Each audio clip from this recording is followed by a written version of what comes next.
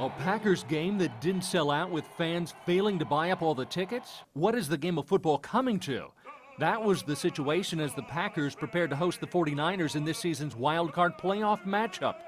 The Packers hadn't faced a blackout on local television since Lynn Dickey was quarterback. Was that a wake-up call for the Packers? I think it is a wake-up call for the league, that they've reached the limit of the number of folks that are willing to pay for what it is they're offering.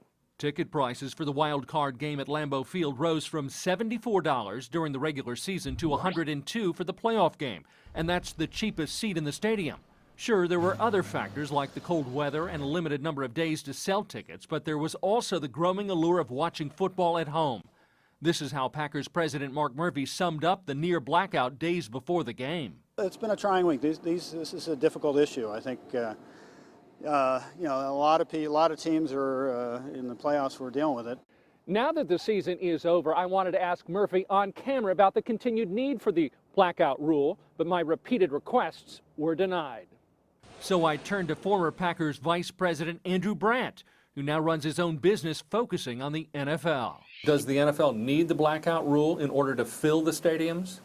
Yeah, I think the premise of this entire discussion is the NFL does not want to change. I think a real challenge for the Packers and every team is improving game day experience, multi-screen, digital, interactivity, Wi-Fi. That's going to be a given now. The NFL has mandated that every team in the league offer free Wi-Fi by the end of 2014. You have to be able to do your fantasy, to have fellowship with friends via your phone. That's going to be a mandatory thing right now. The Packers have indicated in the past they are working on improving the fan experience. I do think over the next following years, you're going to see a number of different things.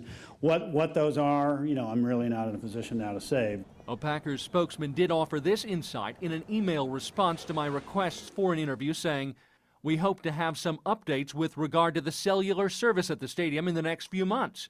At that time, we'll be in a better position to discuss the ongoing efforts to improve the game day experience at Lambeau."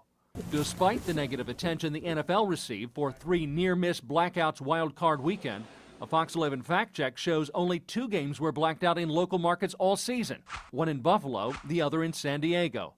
But the NFL maintains the blackout rule is still needed to fill stadiums, issuing a statement to Fox 11 that says in part, "We strongly oppose any change in the rule. We set this season a historic low number of blackouts since the policy was implemented 40 years ago."